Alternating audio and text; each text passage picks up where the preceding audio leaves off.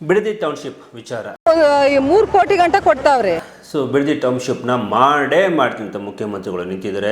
ರೈತರ ಭೂಮಿಯನ್ನು ಸ್ವಾಧೀನ ಮಾಡಿ ಹೊರಟಿರುವ ಸರ್ಕಾರಕ್ಕೆ ಈಗ ಬಿಡದಿ ಟೌನ್ಶಿಪ್ ಆಗುತ್ತಾ? ದಯವಿಟ್ಟು ಜಮೀನು ಕೊಡ್ಬೇಡಿ ಕಣಪ್ಪ, ಜಮೀನು ಕೊಟ್ಟರೆ ಮರಾರಾಯ್ತು. ಮಾಡ್ಬೇಕಾ? ಮಾಡೋದ್ರಿಂದ ಪ್ರಯೋಜನ ಏನು? ಸ್ಟಾಪ್ ಮಾಡೋದ್ರಿಂದ ಏನು ಯೂಸ್ಫುಲ್? ನಮ್ಮ ಮಗನೇ ಆರಾಮ, ನಿಮ್ಮ ಮನೆಯವರು ಆಯ್ತು. ಲಕ್ಷಕ್ಕೆ ನಾವು ಕೊಟ್ಟಾಗ 20 ವರ್ಷದಲ್ಲಿ ಮಾಡ್ಬಿಟ್ಟು ಹೋದ ಕುಮಾರಸ್ವಾಮಿ. ರೆಡ್ ಹಾಕ್ಬಿಟ್ಟು ಹೊಂಟೋದ. 20 ವರ್ಷದಿಂದ ಏನ್ ತರದಲ್ಲಿ ಮಕ್ಕಳು ಮದುವೆ ಮಾಡೋದು? ಜಮೀನು ಕೊಡಕ್ಕೆ ರೆಡಿ ನಾವು ರೆಡಿ ಇದ್ದೀವಿ. ಮನಸಾರ ಇದ್ರ ಯಾರು ಬಲವಂತನೂ ಇಲ್ಲ. ಯಾರು ಬಲವಂತನೂ ಇಲ್ಲ. ಬೆಂಗಳೂರಿನಲ್ಲಿ ಹಪ್ಪಳ ಹಪ್ಪಳ ಯಾರಿಗೆ ಉಪ್ಪಿನಕಾಯಿ, ಯಾರು ಈ ಬಿಡದಿಯ ಹೆಂಗಸರು ಪಾಪ. ಯಾರು ಈ ರೇಷ್ಮೆ ಬೆಳಿತಾ ಇದ್ರು, ತೆಂಗಿನ ನೌಕರಿ ಕೊಡೋದು ಆತರ. ಈ ನೌಕರಿ ಕೊಟ್ಬಿಟ್ಟು ಅಲ್ಲಿ ಸಂಡಿಗೆ ಮಾಡಿ ಬದುಕಿ ಭೂಮಿ ಕೊಡಿ. ಈಗ ಭೂಮಿ ಕೊಡಿ, ನೀವು ಭೂಮಿ ಕೊಟ್ಟಾದ್ಮೇಲೆ ತೊಲಗಿ ನಿಮ್ದು ಸರ್ವನಾಶ. ಅದಕ್ಕೆ ಬದಲು ಒಂದು ಬಾಂಬ್ ಹಾಕ್ಬಿಡಿ. ಪ್ರತಿಪರರು ಅವರೇ ಈ ಬರಗೂರು ರಾಮಚಂದ್ರಪ್ಪ, ಆ ಬಿಳಿಮಲೆ ಪುರುಷೋತ್ತಮ, ಇವರೆಲ್ಲ ಎಲ್ಲಿ ಮಾಯ? ವಾಟಾಳ್ ನಾಗರಾಜರು ರಸ್ತೆ ಉರುಳಾಡ್ಕೊಂಡು ಕತ್ತೆ ಮೆರವಣಿಗೆ, ನಾಯಿ ಮೆರವಣಿಗೆ, ಹೆಗಣ ಮೆರವಣಿಗೆ ಎಲ್ಲ ಮಾಡಿ. ಈ ವಾಟಾಳ್ ನಾಗರಾಜರು ಎಲ್ಲಿ ಹೋದ್ರು? ಕನ್ನಡ ಸಂಘಗಳು ಎಲ್ಲಿ ಮಾಯ? ಅದು ಕೆಲವು ಕನ್ನಡ ಸಂಘಗಳು ಬಂದಿವೆ. ನನಗೆ ಖುಷಿಯಾಗಿದ್ದು ಪುಟ್ಟಣ್ಣಯ್ಯ ಬಂದರು ಶಾಸಕರು. DKCಗೆ ನೆನಪು ಮಾಡ್ತೇನೆ ಈ TV ಈ ಮಾಧ್ಯಮದ ಮೂಲಕ. ರೈತರ ವಿರುದ್ಧ ಹೋದ ಒಬ್ಬ ಮುಖ್ಯಮಂತ್ರಿ ಸರ್ವನಾಶ ಆಗಿ ಹೋದರು. ಅವರ ಹೆಸರು ನನ್ನ ಜಿಲ್ಲೆಯಲ್ಲಾದ ಗುಂಡೂರಾವ್. ಕೊನೆಗೆ ಏನೋ ಒಂದು ವಿಪರೀತವಾದ ರೋಗ ಅವರಿಗೆ ಬಂದು ಸತ್ತೋದ್ರು. ನರಳಾಳಿ ಸತ್ತೋದ್ರು ಗುಂಡೂರಾವ್ ಅವರು. ಇದನ್ನು ಯಾಕೆ ಹೇಳ್ತಿದ್ದಾರೆ ಅಂದರೆ ರೈತರ ವಿರುದ್ಧ ಹೋಗಿದ್ರು ಅವರು. ಅವ ಯೋಗಿ ಅಂತ ಹೇಳ್ತಾರೆ ಕುವೆಂಪು ಅವರು. ನೇಗಿಲಲ್ಲಿ ಅಡಗಿದೆ ಧರ್ಮ, ನೇಗಿಲಲ್ಲಿ ಇದು ಉಳುವುದೇ ಕರ್ಮ ಅಂತ ಬರೆದಿದ್ದಾರೆ. ಅದೇ ಧರ್ಮ. ಉಳುವ ರೈತನೇ ಧರ್ಮ, ಅವನೇ ದೇವರು. ಹಾಗೆ ಇನ್ನೊಂದು ಮಾತಿದೆ ಸರ್. ಈಗ 99 ಜನ ಅಪರಾಧಿಗಳು ತಪ್ಪಿಸ್ಕೊಂಡ್ರು ಪರವಾಗಿಲ್ಲ, ಒಬ್ಬ ನಿರಪರಾಧಿಗೆ ಶಿಕ್ಷೆ ಆಗಬಾರ್ದು. ಅದು ನ್ಯಾಯಾಲಯದ ಇದು ವರ್ಡಿಕ್ಟ್ ಇದೆಲ್ಲ. ಹಾಗೆ ಬಿಡದಿನಲ್ಲೂ ಕೂಡ ಅಷ್ಟೇ. ಒಂದು 20-30 ಜನ ಒಪ್ಕೊಂಡು ಮಾತ್ರಕ್ಕೆ 70 ಜನ ಒಕ್ಕಲೆಬ್ಸೋದು ಹೇಗೆ? ಅದು ತಪ್ಪು. ಅದು ಕಾಂಗ್ರೆಸ್ ಅವರು ದುಡ್ಡು ಕೊಟ್ಟಿದ್ದಾರಾ? ಓ ಹಂಗೆ ನಾವು ತಿಳ್ಕೊಳ್ತೀವಿ. ಹಂಗೆ ತಿಳ್ಕೊಳಕ್ಕೆ ಆಸ್ಪದ ಕೊಡಬೇಡಿ. ಬನ್ನಿ, ನಾನು ಒಂದು ಅಡ್ಡಡ್ಡಕಾರಪ್ಪನವ್ರಿಗೆ JDS ದುಡ್ಡು ಕೊಟ್ಟು ಕರ್ಸ್ಕೊಂಡ್ರು. ಏನಿದೆ ಕತೆ ಅಂತ ಅಲ್ಲಿ ರೈತರ ಜೊತೆ ಮಾತಾಡಿದ್ದೇನೆ, ಆ ಜಾಗವನ್ನು ನೋಡಿದ್ದೇನೆ, ಅವರ ಹೊಲಗದ್ದೆಗಳಲ್ಲಿ ಅಡ್ಡಾಡಿದ್ದೇನೆ. ಸೊ 2 ಡೇಸ್ ನಾನು ಅಲ್ಲಿ ಒಂದು ದಿವಸ ಅಲ್ಲಿ ಉಳಿದು ಎಲ್ಲ ಕಡೆ ನಾನು ಅಡ್ಡಾಡಿದ್ದೇನೆ. ಈಗ ನೋಡಿ, ಟೌನ್ಶಿಪ್ ಅಂತ ಹೇಳೋದು ನಗರಗಳನ್ನು ವಿಸ್ತರಿಸ್ತಾ ಬಂದಾಗೆ ನಮ್ಮ ಹಳ್ಳಿಗಳು ನಾಶ ಆಗುತ್ತೆ. ಇವ್ರು ಹೇಳ್ತಾರಲ್ಲ ಈ ಕಾಂಗ್ರೆಸ್ ಪಾರ್ಟಿಯವರು, ನಾವು ಗ್ರಾಮ ರಾಜ್ಯ ಅಂತ ಹೇಳ್ಕೊಳ್ತಾರೆ ಅಲ್ಲ, ಗಾಂಧೀಜಿಯ ಮಹಾನ್ ಭಕ್ತರಲ್ವ ಇವರೆಲ್ಲ. ಇವರು ಯಾಕೆ ಅದನ್ನ ಮುರಿತಾ ಇದ್ದಾರೆ? ಒಂದು ಬೆಂಗಳೂರನ್ನ ಇವರು ಅಲ್ಲೇ ಸುಸಜ್ಜಿತಗೊಳಿಸಲಿ, ಬೆಂಗಳೂರಿನಲ್ಲಿ ಫ್ಲೈಓವರ್ಗಳನ್ನು ಹೆಚ್ಚು ಮಾಡಲಿ, ಮತ್ತೆ ಆ ಕಿಷ್ಕಿಂದ ತಪ್ಪಿಸ್ಲಿ, ಅಲ್ಲಿಯ ರಸ್ತೆಗಳನ್ನು ಅವರು ಸುಗಮಗೊಳಿಸಿ ಅಲ್ಲಿ ಅಭಿವೃದ್ಧಿ ಮಾಡಲಿ. ಅಲ್ಲಿ ಕುಲಗಿಟ್ಟು ಹೋಗಿ ಅದನ್ನೇ ಮಾಡೋಕ್ಕಾಗದೆ ನೀವು ವಿಸ್ತರಣೆ ಮಾಡೋದು ಯಾವ ಉದ್ದೇಶಕ್ಕೆ ಅಂತ ಹೇಳೋದು ನಮಗೆ ಚೆನ್ನಾಗಿ ಗೊತ್ತು. 2028ನೇ ಇಲೆಕ್ಷನಿಗೆ ಹಣ ಕ್ರೋಢೀಕರಣಕ್ಕೆ ನೀವು ಮಾಡ್ತಾ ಇರೋದು ಅಂತ ಗುಟ್ಟಾಗಿ ಏನು ಉಳಿದಿಲ್ಲ. ಅದರಲ್ಲಿ DK ಶಿವಕುಮಾರ್ ಎಷ್ಟು ನಿಷ್ಠಾವಂತರು, ಎಷ್ಟು ವೀರರು, ಎಷ್ಟು, ಯಾಕೆಂದರೆ ರಿಯಲ್ ಎಸ್ಟೇಟಿನ ಪೂರ್ಣ ಜ್ಞಾನ ಇರುವವರು. ಯಾರಾದರೂ ರಿಯಲ್ ಎಸ್ಟೇಟ್ನಲ್ಲಿ ಪ್ರಬಂಧ ಬರೀರಿ ಅಂತ ಹೇಳಿದ್ರೆ DK ಶಿವಕುಮಾರ್ಗೆ ಡಾಕ್ಟರೇಟ್ ಸಿಗ್ತದೆ. ಓಕೆ, ಅಷ್ಟು ತಜ್ಞ ಅವರು. ಬೇರೆ ಬೇರೆ ಅಂದರೆ ಒಂದು ಇಲೆಕ್ಷನಿಗೆ 400 ಕೋಟಿ, 2ನೇ ಎಲೆಕ್ಷನ್ಗೆ 800 ಕೋಟಿ, 3ನೇ ಎಲೆಕ್ಷನ್ಗೆ 1200 ಕೋಟಿ, 4ನೇ ಎಲೆಕ್ಷನ್ಗೆ 2200 ಕೋಟಿ, 5ನೇ ಇಲೆಕ್ಷನಿಗೆ 5000 ಕೋಟಿ ಆದಾಯ. ಹೇಗೆ ಬರ್ತದೆ ಇದು ಅವರು ಬಂಡೇನೆ ಹೇಳಬೇಕು. ಅದು ಅಂದರೆ ಈ ಥರದ ರಿಯಲ್ ಎಸ್ಟೇಟ್ ಬಿಸ್ನೆಸ್ ಚೆನ್ನಾಗಿ ಗೊತ್ತಿರೋದ್ರಿಂದ ರೈತರನ್ನು ಒಕ್ಕಲೆಬ್ಬಿಸೋದು ಅತ್ಯಂತ ಮೋಸ. ಈಗ ನೀವು ಅನ್ನಭಾಗ್ಯ ಅಂತ ಹೇಳ್ತೀರಲ್ಲ, ಅನ್ನಭಾಗ್ಯಕ್ಕೆ ಅದೇನು, ಅದು ಬಂಡೆ ಭಾಗ್ಯನ? ಅದು ಕಲ್ಲು ತಿನ್ನಕ್ಕಾಗುತ್ತಾ? ಮಣ್ಣು ತಿನ್ನೋಕ್ಕಾಗುತ್ತಾ? ಭತ್ತ, ರಾಗಿ, ಗೋಧಿ, ಜೋಳ ತಾನೇ ತಿನ್ನಬೇಕು. ಅದು ಬೆಳಿಬೇಕಲ್ವಾ? ನೀವು ಇನ್ನೇನು ಅನ್ನಭಾಗ್ಯ 10 kg ಅಕ್ಕಿ ಅಂತ ಹೇಳಿದ್ರಲ್ಲ ಸಿದ್ದರಾಮಯ್ಯ. ಈ 10 kg ಅಕ್ಕಿ ಎಲ್ಲಿಂದ ಬರೋದು? ಟೌನ್ಶಿಪ್ ಇಂದ ಬರ್ತದಾ? ಬೆಂಗಳೂರಿನ ಎಲ್ಲ ಬಹುಮಾಡಿ ಕಟ್ಟಡಗಳಲ್ಲಿ ಭತ್ತ ಬೆಳೆಯಲಾಗುತ್ತಿದೆ. ಎಲ್ಲ ಇದು ಬೃಹತ್ ಕಟ್ಟಡಗಳಲ್ಲಿ ರಾಗಿ, ಜೋಳಗಳ ತೆನೆಗಳು ತೂಗಾಡ್ತಿದೆ ಅಂತ ಏನಾದರೂ ಇದೆಯಾ? ನನಗೆ ನಾನು ಹೋಗಿ ನೋಡಿದಾಗ ಸರ್, ಅಲ್ಲಿ ಒಂದೊಂದು ಎಲೆ ಒಂದು ಹುಳಕ್ಕೆ ಸಾಕು. ರೇಷ್ಮೆ ಬೆಳೆ ಒಂದು ಎಲೆ ಒಂದು ಹುಳಕ್ಕೆ ಸಾಕು. ಅಷ್ಟೊಂದು ಅಗಲದ ಎಲೆಗಳು. ಒಂದು ತೆಂಗಿನಕಾಯಿ 1 kg ತೂಗುತ್ತೆ ಅಂತೆ. ಅವನು ನಾನು ಹೋದಾಗ ರೈತರು ಪ್ರೀತಿಯಿಂದ ಸರ್ ನೀವು ನಮ್ಮ ಬೆಂಬಲಕ್ಕೆ ಬಂದುಬಿದ್ದೀರಿ ನಿಮ್ಮದು ರೀಲ್ಸ್ ಎಲ್ಲ ನೋಡಿದ್ದೀನಿ ಸರ್ ತುಂಬ ಚೆನ್ನಾಗಿ ಮಾತಾಡ್ತೀರಿ ಸರ್ ಅಂತೆಲ್ಲ ನನ್ನ ಗೊತ್ತಿರೋರಲ್ಲಿ ಒಂದು ನನ್ನ ಮುಂದೆ ಒಂದು 10-12 ತೆಂಗಿನಕಾಯಿ ಸುರಿದ್ಬಿಟ್ರು ತಗೊಂಡೋಗಿ ಸರ್ ಮನೆಗೆ ಅಂತ. ಅಯ್ಯಯ್ಯಪ್ಪ ನಾನೀಗ ಇಷ್ಟು ಭಾರ ನಾನು ಬಸ್ಸಲ್ಲಿ ಬಂದಿದ್ದೇನೆ ನಾನು ತಗೊಂಡೋಗಕ್ಕಾಗಲ್ಲ ಅಂತೇಳಿ 2 ತೆಂಗಿನಕಾಯಿಯನ್ನು ಮಾತ್ರ ತಂದೆ. 1 kg ಇದೆ. 900 ಗ್ರಾಮು 950 ಚೆನ್ನಾಗಿ ಅಲ್ಲಿ ಅಂದ್ರೆ ಅದು ಯಾಕೆ 1 kg ಫಲವತ್ತಾದ ಜಾಗ, ಫಲವತ್ತಾದ ಬೆಳೆ ಬೆಳೆಯುತ್ತಿದೆ, ನೀರು ಹರಿತಾ ಇದೆ, ಬೋರ್ವೆಲ್ಗಳೆಲ್ಲ ಅಲ್ಲಿ ಏನು ಕೆರೆಯನ್ನು ವೃದ್ಧಿ ಮಾಡಿದ ತುಂಬಿಕೊಂಡಿದೆ. ಅಲ್ಲಿಯ ಪ್ರತಿಯೊಬ್ಬರು ಇದು ದಾರುಣವಾದ ಇದು ಅಂದರೆ ಒಬ್ಬರ ಭೂಮಿಯನ್ನು ಬಲಾತ್ಕಾರವಾಗಿ ನೋಡಿ. ರಸ್ತೆಗಳನ್ನು ಮಾಡಲಿಕ್ಕೆ ಸುಪ್ರೀಂ ಕೋರ್ಟ್ದು ವರ್ಡಿಕ್ಟ್ ಇದೆ. ಅಭಿವೃದ್ಧಿ ಅಂದರೆ ರಸ್ತೆಗಳನ್ನು ಮೂಲಭೂತ ಸೌಕರ್ಯ ನೀವು ಕೋರ್ಟಿಗೆ ಹೋಗುವಾಗಿಲ್ಲ. ಇದು ಇವರದೇ ಪ್ಲ್ಯಾನ್, ಇದು ಇವ್ರದೇ ಸ್ವಂತ ಪ್ಲ್ಯಾನು. ಈ ಸ್ವಂತ ಪ್ಲ್ಯಾನಿಗೆ ಸುಪ್ರೀಂ ಕೋರ್ಟ್ ತಡೆ ಬರ್ತದೆ ಅಂತೆಲ್ಲ. ಹಾಗಾದರೆ ಎಲ್ಲರೂ ನೀವು ಒಕ್ಕಲೆಬ್ಬಿಸಿ ಅವ್ರು ಹೇಳೋದು ನಿಮಗೆ ಎಂಥ ಹಾಸ್ಯಾಸ್ಪದ ಅಂದರೆ ನಿಮಗೆ ಹಪ್ಪಳ ಮಾಡೋದಕ್ಕೆ ಟ್ರೈನಿಂಗ್ ಕೊಡ್ತೀವಿ, ಉಪ್ಪಿನಕಾಯಿ ಮಾಡಲಿಕ್ಕೆ ಟ್ರೈನಿಂಗ್ ಕೊಡ್ತೀವಿ. ಯಾವುದು ಇವ್ರದ್ದು 1 ಎಕರೆನ 2 ಕೋಟಿಗೆ ಕೊಟ್ಟು ಇವ್ರು ನಿರ್ಗತಿಕರಾದ ಮೇಲೆ ನಿಮಗೆ ಆ ಹಪ್ಪಳವನ್ನು ನೀವು ಬೆಂಗಳೂರಿನಲ್ಲಿ ಹಪ್ಪಳ ಯಾರಿಗೆ ಉಪ್ಪಿನಕಾಯಿ ಯಾರು ಈ ಬಿಡದಿಯ ಹೆಂಗಸರು ಪಾಪ ಯಾರು ಈ ರೇಷ್ಮೆ ಬೆಳಿತಾ ಇದ್ರು ತೆಂಗಿನ ನೌಕರಿ ಕೊಡೋದು ಆ ಥರ ಈ ನೌಕರಿ ಕೊಟ್ಬಿಟ್ಟು ಅಲ್ಲಿ ಸಂಡಿಗೆ ಮಾಡಿ ಬದುಕಿ ನೀವು ಭೂಮಿ ಕೊಡಿ. ಈಗ ಭೂಮಿ ಕೊಡಿ, ನೀವು ಭೂಮಿ ಕೊಟ್ಟಾದ್ಮೇಲೆ ತೊಲಗಿ ನಿಮ್ದು ಸರ್ವನಾಶ. ಅದಕ್ಕೆ ಬದಲು ಒಂದು ಬಾಂಬ್ ಹಾಕ್ಬಿಡಿ, ಅಲ್ಲಿ ತಕೊಂಡೋಗಿ ಒಂದು ಬಾಂಬ್ ಹಾಕ್ಬಿಡಿ, ವಿರೋಧ ಇರೋದಿಲ್ಲಲ್ಲ.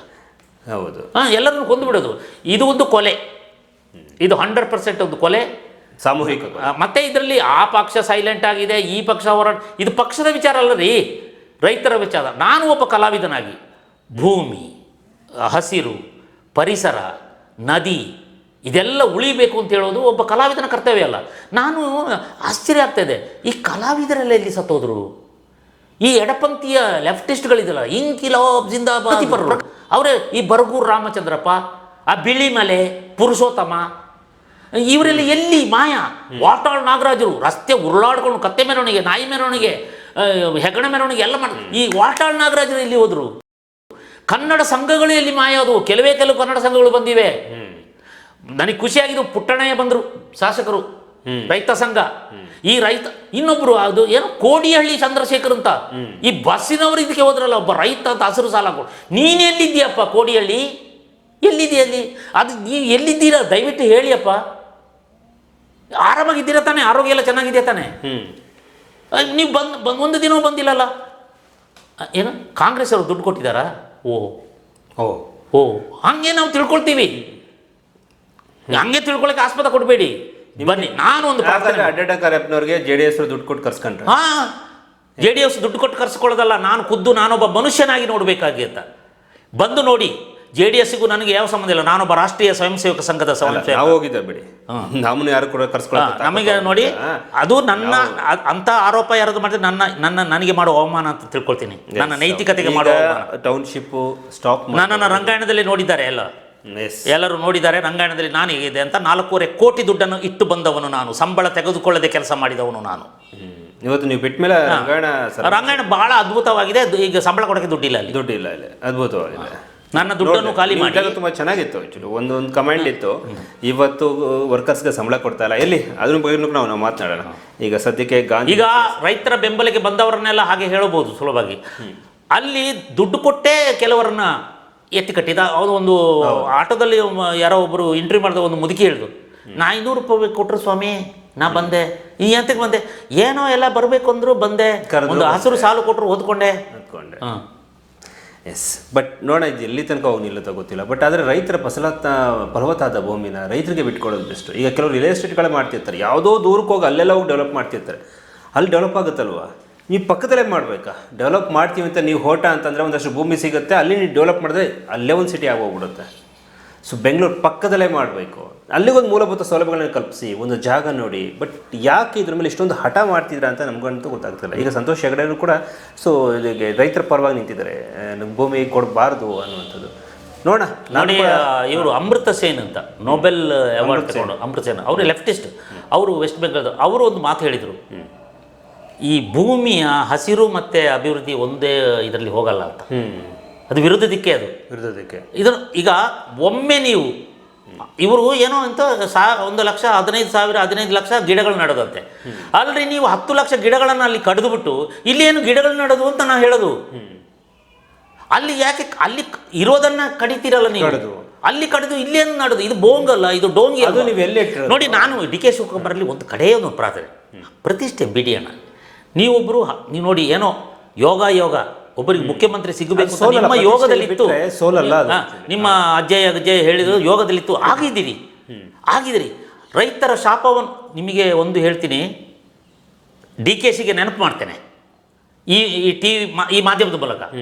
ರೈತರ ವಿರುದ್ಧ ಹೋದ ಒಬ್ಬ ಮುಖ್ಯಮಂತ್ರಿ ಸರ್ವನಾಶ ಆಗಿ ಹೋದರು. ಅವರ ಹೆಸರು ನನ್ನ ಜಿಲ್ಲೆಯಲ್ಲಾದ ಗುಂಡೂರಾವ್. ನರಗುಂದದಲ್ಲಿ ರೈತರ ಮೇಲೆ ಗೋಲಿಬಾರ್ ಆಯಿತು, ಗೊತ್ತಿದೆಯಾ ನಿಮಗೆ? 18 ಜನ ರೈತರು ಸತ್ತೋದರು. ಆಗ ಅಲ್ಲಿ ಶಾಪ ಮೊಳಗಿತು. ಪಡಬಾರದ ಕಷ್ಟಪಟ್ಟು ಕಾಂಗ್ರೆಸ್ನಿಂದ ಅವರು ಹೊರಗಾಕಿದರು. ಗುಂಡೂರಾವ್ ಕಾಂಗ್ರೆಸ್ ಅಂತ ಒಂದು ಹೊಸ ಪಕ್ಷ ಆನೆ ಗುರುತಿನಲ್ಲಿ ಕಟ್ಟಿಕೊಂಡ್ರು. ಕೊನೆಗೆ ಏನೋ ಒಂದು ವಿಪರೀತವಾದ ರೋಗ ಅವರಿಗೆ ಬಂದು ಸತ್ತೋದ್ರು. ನರಳಾಳಿ ಸತ್ತೋದ್ರು ಗುಂಡೂರಾವ್ ಅವರು. ಇದನ್ನು ಯಾಕೆ ಹೇಳ್ತಿದ್ದೇನೆ ಅಂದರೆ, ರೈತರ ವಿರುದ್ಧ ಹೋಗಿದ್ರು ಅವರು. ಆಗ ಪತ್ರಕರ್ತರು ಏನೋ ಬರೆದಾಗ ಪತ್ರಕರ್ತರು ಹೋಗಿರೋ ಅರಬ್ಬಿ ಸಮಕ್ಕೆ ಸಾಯಿರಿ ಅಂತ ಹೇಳಿದರು ಇದೇ ಗುಂಡೂರಾವ್. ನೋಡಿ, ಗುಂಡೂರಾವ್ ಸ್ಥಿತಿ ನಿಮಗೆ ಬರಬಾರ್ದು. ಡಿ.ಕೆ. ಶಿವಕುಮಾರ್ಗೆ ನೀವೊಬ್ಬ ದೈವ ಭಕ್ತರು, ಅನೇಕ ದೇವಾಲಯಗಳಿಗೆ ಹೋಗ್ತೀರಿ, ಈ ಪ್ರಯಾಗಕ್ಕೂ ಹೋಗಿ ಮುಳುಗಿ ಬಂದಿದ್ದೀರಿ. ಪ್ರತಿ ದೇವಸ್ಥಾನಗಳಲ್ಲಿ ಬಟ್ಟೆ ಬಿಚ್ಚಿ ಶಲ್ಯ ಮಾತ್ರ ಹೊತ್ಕೊಂಡು ಎಲ್ಲ ಭಕ್ತಿ ಭಾವದಿಂದ ನಮಸ್ಕರಿಸ್ತೀರಿ.